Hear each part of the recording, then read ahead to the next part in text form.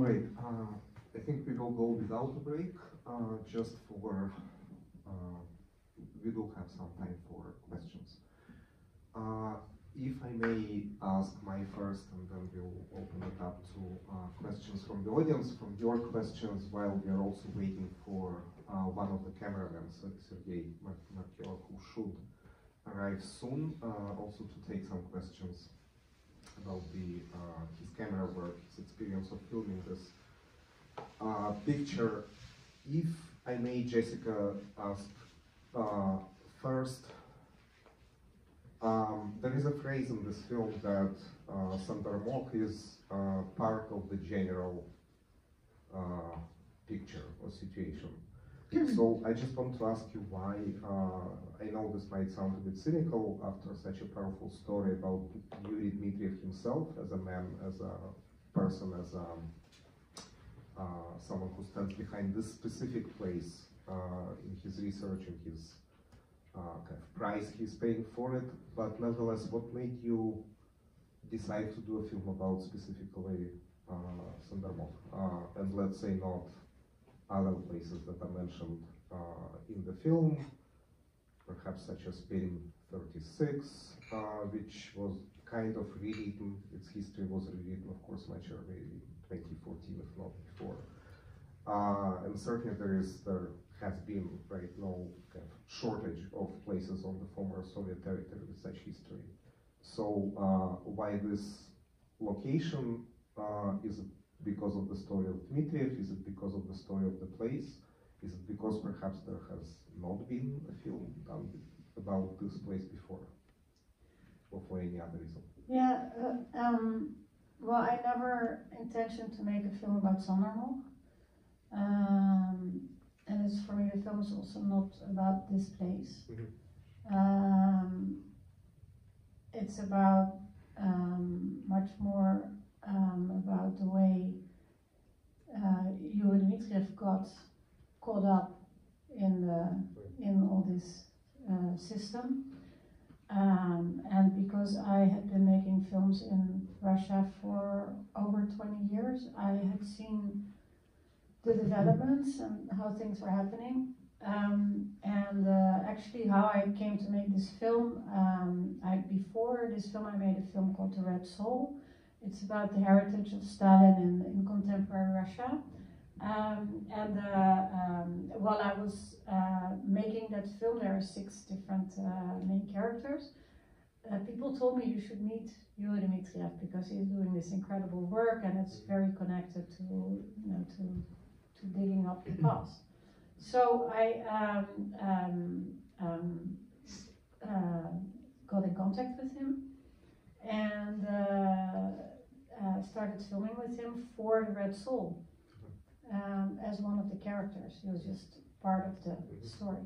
But when I met him, I found him really, well, as a man or as a person, very unique with the way he looked and the way he was walking in the forest with his shepherd dog.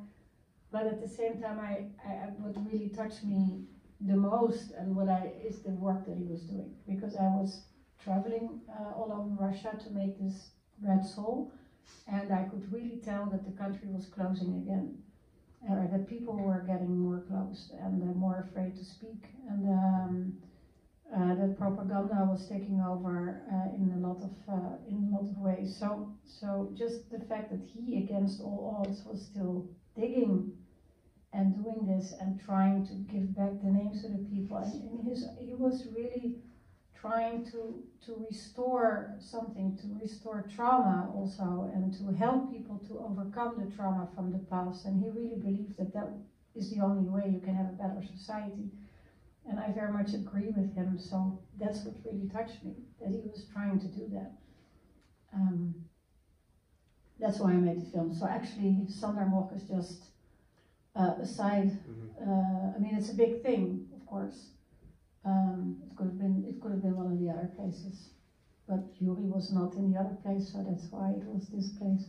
Well, precisely because such a place becomes even the fact that we are hearing and watching this place, this film filmed on location in Sandarmokh is of course because of Dmitriev. So that's just well, and I think what is really amazing, what you can see in the film, is you can actually see how the history is rewritten, and that's quite rare. Usually, you can talk about it, you can write about it, you can conceptualize this idea that history is rewritten, but here I mean, as a filmmaker, it's like you can just see that they're doing it. When I was so naively introducing the film, reading from the official description, I think I said that it's a film about the erasure of history, which is of course very different from a rewriting of history, which probably is kind of the next step, right, or stage that comes after erasure. So when did you feel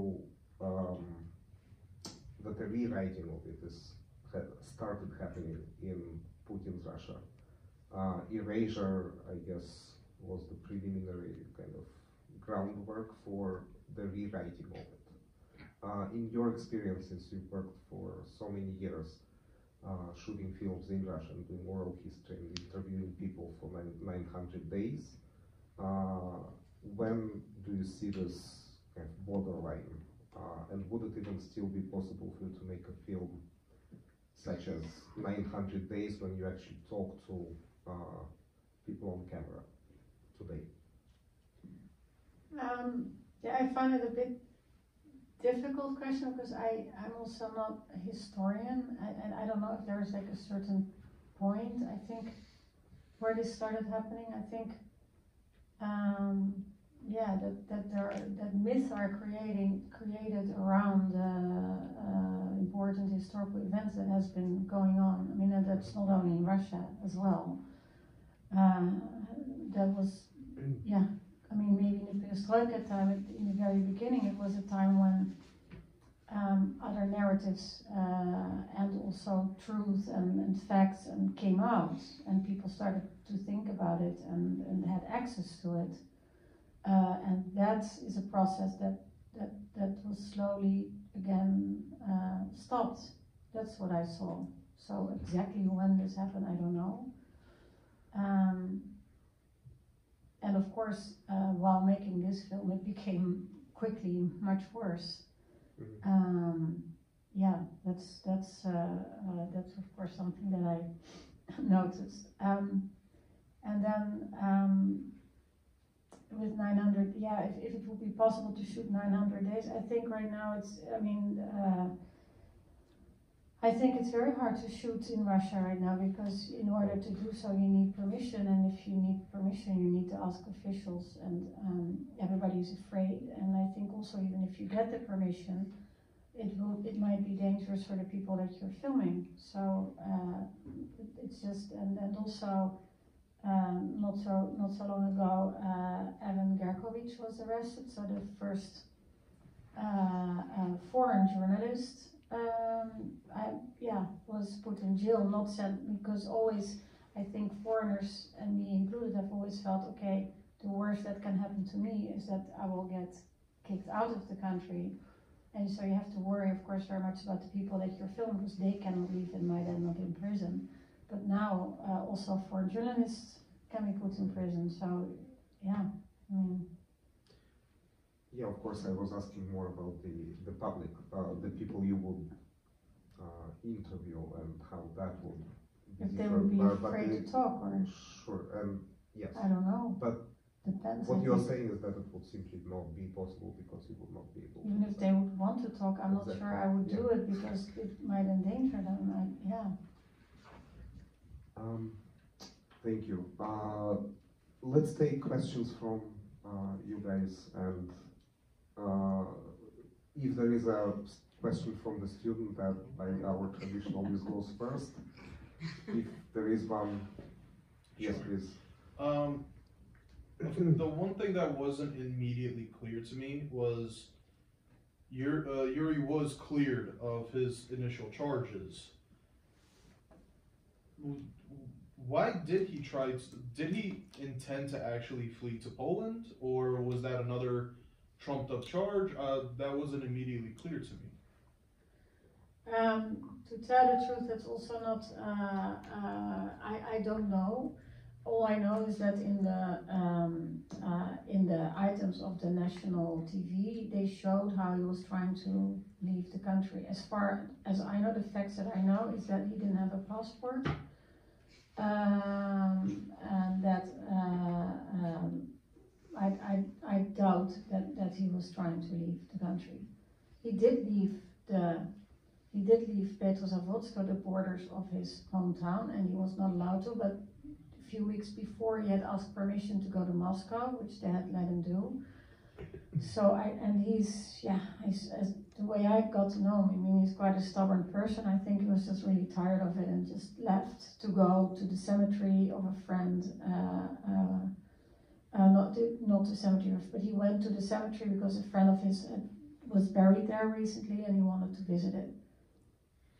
And I cannot imagine that he would try to flee together with this woman friend in the car without a passport. I mean, there was no plan,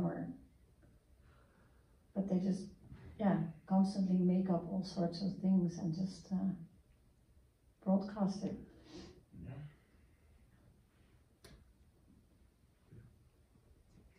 Yeah, you student issue. You have a... Okay, I just, Dmitriev Affair was enormously important to me and my family in Moscow. Like my stepmother kept going to the trials and she writes to him in prison, as many others do. And I translated the very parts of the very short long read by Shura Burtin for English. I thought it was important. So, so it always strikes as the most immoral thing, like completely immoral thing to do, like to do what was done to him. There are so many horrible things, but that was just unbearable. And I wanted to ask about his family, who basically was his support group. They were amazing. It's an amazing. Yeah, Katja was really amazing. And what happened to them? It's just they fled during the mobilization because of the kids. Yeah, I cannot really say. Like, I mean, what is maybe after the screening I can tell you a little bit more. Okay. Yeah. But they're in Europe, right? Well, they are they're not in Russia at the moment. They're not in Russia. And what is there anything known about his adopted daughter, or because she must be of age now? Yeah, she is, and no, not really. I mean, she's probably living up where in the north. And she's, as far as I understood, she's studying, but nobody wants to approach her, or, I mean, also Yuri's trial's still going on, so that might not be a good idea to get in touch with her, but at the same time, also for her, I mean, I think most people involved feel that if she feels the need, she will reach out, because of course she's the biggest victim of all, and nobody really knows how she is dealing with all this and where she is with, whether she now also thinks that he, is guilty or not, or nobody knows. But who knows, maybe in a few years she will speak up. I don't know, I sometimes have the feeling that she might, but of course now for her there is no position to do that.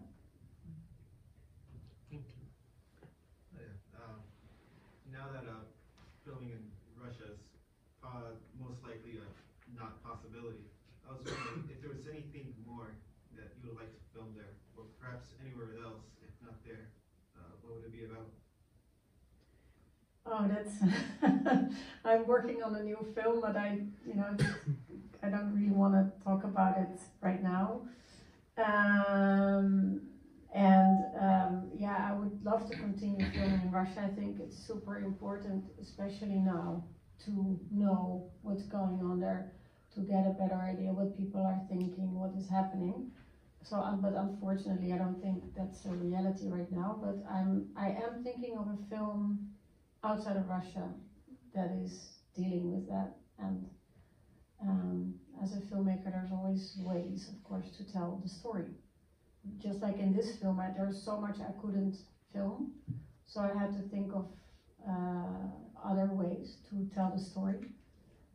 So maybe this film prepared me to continue on that path. Sorry, I just wanted to ask where, if there is a way to see films somewhere like The Red Soul and this one. I know so many people who really want to see this film, but Yeah, I have a website, just my name, jessicagorter.com, and there I have a page where you can see some of the earlier films I made. I just put on there. You can just watch them, and The Red Soul in 900 Days, just for a few euros, you can see them on Vimeo, and there's links to where you can find them. And here is Sergei.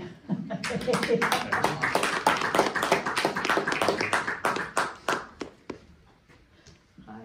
Hi. You're still alive? Yeah, let me go. Yeah. In. So Sergei Markelov was one of the cameramen. Yeah, in this film. maybe I can introduce. Yes, can I please. introduce Yes, him? I am not Because it's prepared quite for a that. story. Every time. Every time. It's a story. Yes. Well, it is a story. So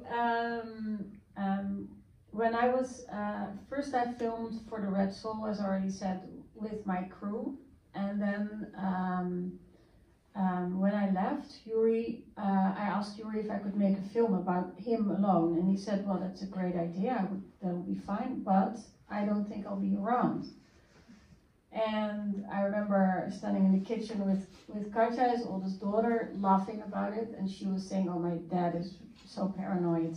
I mean, and I said, "Yeah, sure. You know, when you do this work, of course, I can imagine you can get very paranoid." And 6 months later, I got the call that he was arrested. And so after a year of prison, he was temporarily released. He could wait the verdict at home, the first verdict. And so the week before the verdict, I mean, the prosecutor demanded 9 years. I thought I have to go and film, but I already felt that it's probably better just to go alone. So I was filming on my own, and there in the room with, in the apartment of Yuri, there were all these independent journalists from Novaya Gazeta and Radio Liberty, and Sergei was there also because he'd been for different outlets been following this story for already, I think, 1 or 2 years. And four. Can you imagine? A big part of your life also. And then I noticed. I mean, Katja showed me some of his footage, and I really liked his shooting, and I saw that he was very connected to the family. So so I just noticed that, and then when I came back to Holland, I thought, okay, maybe I will need someone to occasionally film small things before I can go back. So I went to met in Petersburg. I gave Sergei the equipment. And then I think 2 or 3 weeks later, COVID started. So I don't know how, why we did this, but COVID happened, the world closed down, and here I was with a cameraman available in Petrozavodsk, who was, very known to the family, so it was quite a situation. And so Sergei started filming. And in the beginning, of course, he's a journalist, so he's trained as a journalist. So together with my other cameraman, we spent hours on the phone and writing scripts or drawings, and he got I think you got the quick course of Film Academy in 3 months. The most Remote. yeah, and like he would go out for real, so no practicing, just go film this and this. He would send the material, he would say, this is really good, but next time put your camera a little bit more to the right, don't film him that way, don't turn off your camera at that point. Well, and you very quickly got, pretty good at it. Take a tripod. And I think you were very stubborn, you refused to take the tripod, so sometimes I don't care, just use the tripod. But I think you liked it, no? Sure. Yeah. Sure. Yeah. I And, don't think about tripod because it's the the story about tripod. I didn't have a tripod, like good one. And he didn't realize, he didn't Yes, think he said need you one. have to take a tripod. I said no, I don't need a tripod. I'm good without it. No, you need to take a tripod. And I came to this tripod to St. Petersburg. Yeah, Jessica. you don't know what I had to do. The friend of my 80-year-old father, and he was 83. He went to the cultural trip in Petersburg. He took your tripod to Russia. Yeah, thanks for giving it's big, huge tripod they bring me for this filming. Yeah. And this tripod, first time when Jessica showed me this film, it was a shot from the balcony, and I was downstairs walking this dog, Cork, Sergei ended up filming all the dog story. to the car, and I said like it was terrible because I like this dying dog, and I have to shot and walk in carrying this dog, and Jessica said like that's why I told you to take tripod. I said, my God. Very cruel, though. Everything for the film, but and very soon after the COVID, I think also it was not a very good idea for me to enter the country. I mean, politically everything became difficult, so it was quite amazing that we could work this way, and otherwise the film wouldn't have been here. So Sergei ended up filming everything with the family and with the dog, and partly the Sondermov story as well. Digits, digging. The digging, yeah. Is that where you start to appear in conversation with Yuri online, on Skype, on Zoom? No, that was before, that was when he was allowed to go home to await a trial, because after that he was arrested again, and then he never got out anymore. We started work with Jessica after the second arrest, Yeah. Yuri's second arrest, because previously I was covered this topic. I actually covered this topic since very beginning. I was the first journalist who met Katya, Yuri's oldest daughter. But yeah, we started to. And actually, I've always wondered when Jessica said like what you shoot footages from something, and I was wondering how you shoot it. But it was just because I was working as a freelance journalist, and I have a picture from this court, the footages you watch, and I grabbed the camera in one hand and phone in another hand, and that was my style of work, because this hand is for one media, this hand for another media, and I just, when attorney came from the hearing room and said the verdict that Yuri released, and I just shooting it and see my left eye, that Katya started crying and I think falling down, and I think like this could be the good picture, Footage, yeah. good footage here, but I haven't imagined how it changed my life. This 20 seconds or Yeah, that's the part that I saw when I thought, hey, Any more questions, please? Yeah. Near the end of the film, the last time we hear Yuri is after the dog has passed away, and he's talking about, he had this dream where he has the 3 baby puppy German shepherds, and he talks about this cottage. It's somber given the context, but it's hopeful. And I think my question is, why to you was that the pretty much penultimate moment before we hear about what happens to Yuri when he is ultimately given the 15 years? Well, I really love the way, I mean, this is just taken from conversations that he has with Katya over the phone, and I really love the way they talk this way about their dreams, about hopes, about, and just this, also this idea of a cottage in Marseille. I just really like it, and I also like that it's not what you expect, you know, like some really heavy conversation, oh, it's so horrible, and we all know it's horrible. And I really think it's part of why, I mean, he's also right now not a broken man in prison. And I think this is part of why he's not broken. He's capable of keeping his imagination. So yeah, that's why we put it there. I guess just one more question about, And it has a nice story, and it has a nice contrast, I think, with the lake, you know, that turns into the frozen lake. Like, anyway. just one last question about Yuri. Has there been more letters or writings, or has it been just complete radio silence since? No. It's actually, that's also good for everyone to know. You can write to him. He loves it when people write, because of course it keeps him connected to the world. People have been writing him about the film, and he can call from time to time, not often of course,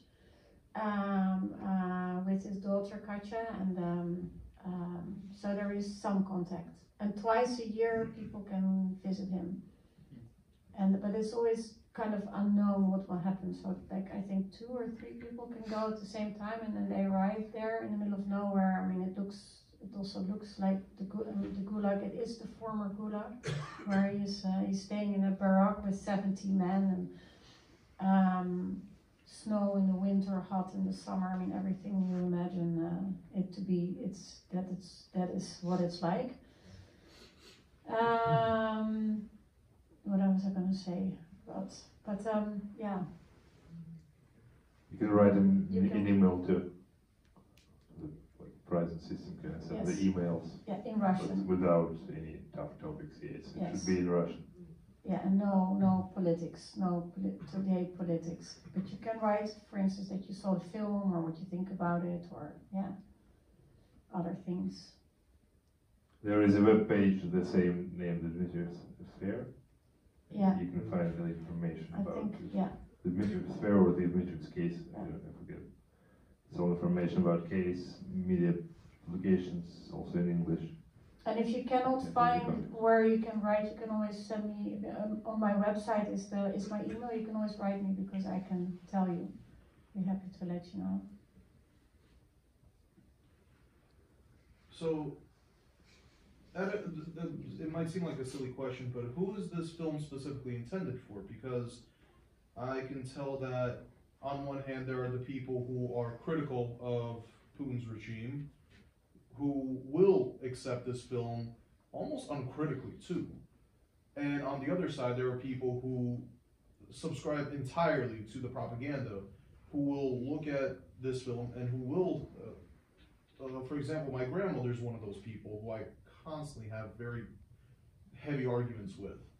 I'll tell her what's happening, and then she'll say, like for example, someone like you, that you're muckraking, like this is your bread, and that you will make every lie imaginable just to line your own pockets. That the foreign aid that the memorial organization received is evidence that they are just here to destabilize Russia. So ultimately, who is this film trying to reach specifically? Well, I guess I don't know.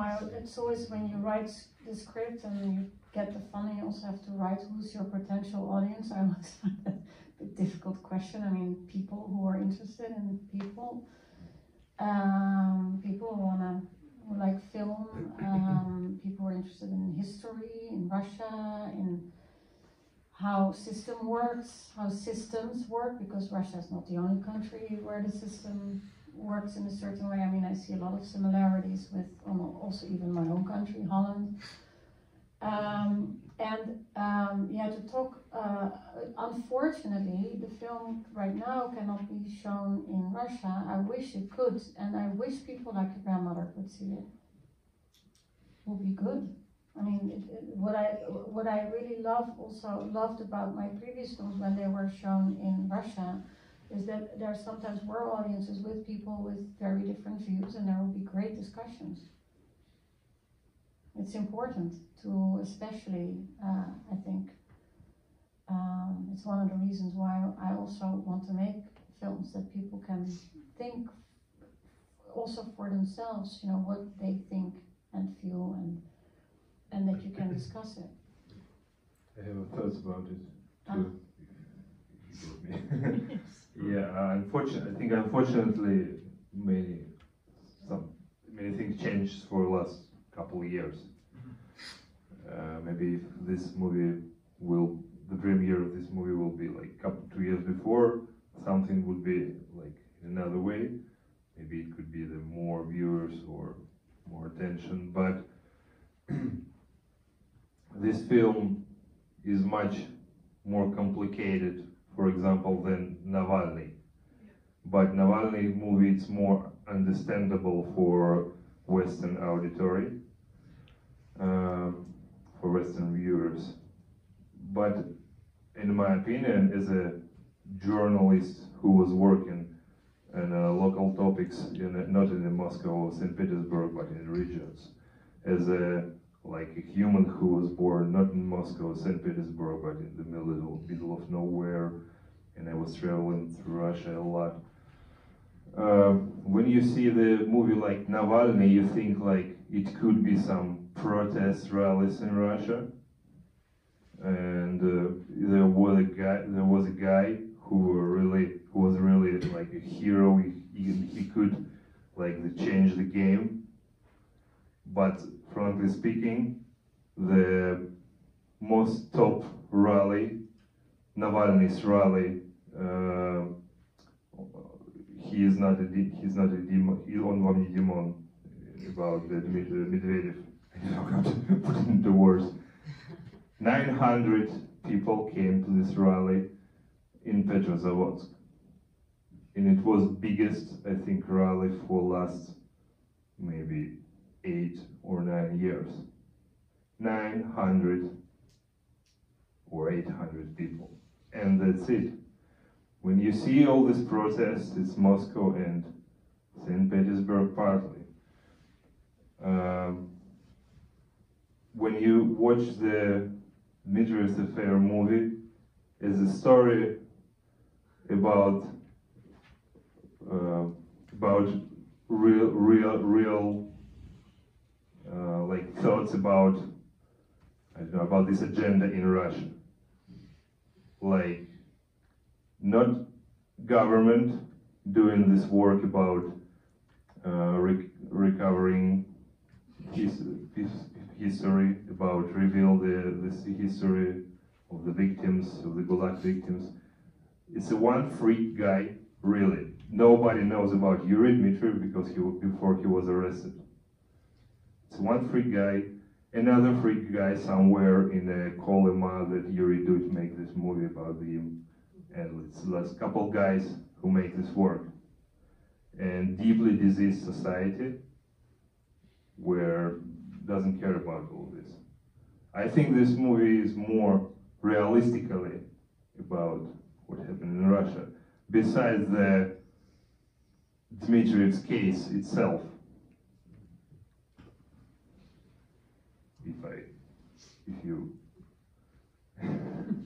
I can explain something clear now. Where do you think this film was seen more today? In Russia or still outside of it? In Russia online? What are the ways as far as I know, it's not online. Now it's Well, I everything mean, is online. I mean not in Sorry? the movie theater. Everything is online. They will see it. Yes, but I think it's not online yet. But maybe it is, I don't know. So far it's not been familiar in Russia at all. Not that I know of, no. Maybe you know more than me, I don't know. I don't. But I haven't, no. And always that's with, we try to, also in the beginning, that because if it goes online immediately, then festivals don't want to show the film, so that's always a thing. But I don't know, at some point someone probably will. I know that when I go to, places far in the middle, in Russia, deep in Russia, I've often encountered that they saw my film 900 Days, which of course was really nice to see. And so apparently that's going around, yeah, so at some point probably. Because I mean, it would be, yeah, I think it's important that it can be seen. Yeah, it's better. But normal distribution, of course, is not going to happen. When Yelena Kostyuchenko was here just 2 weeks ago, and she was talking about her new book that, of course, is published outside Russia by Medusa, she was discussing ways of getting it to the readers in Russia, of course online, but also that Medusa does not. Well, they can afford to not to hold copyright for the readers of this book inside Russia. With films, it's of course much more difficult to do because it's still. But also, I don't know. I haven't really discussed it yet with my producer. But maybe in a year from now, when like the festival play is over, and then maybe we can think of something. Yes, would be. Of course, there must be ways. All right. Well, one more. У меня нет вопросов. Хочу сказать спасибо, поздравляю. И один, не то чтобы вопрос, пожелание. Если вы знаете, как мы можем помочь промотировать картину, скажите. Let me just translate. So it's not a question, it's gratitude, and actually there is a question. If Jessica knows of any ways to help promote the films, just tell us. Well, thank you so much. And if you know any place where the film can be shown, I mean, as I said, I have my website, jessicagorter.com, and you can find my email.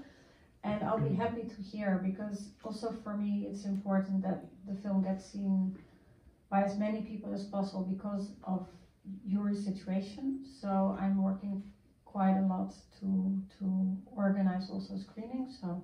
What about Colombia?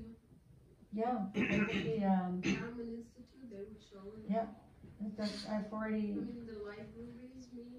Yeah, exactly, and I'm trying to organize like a tour for the universities.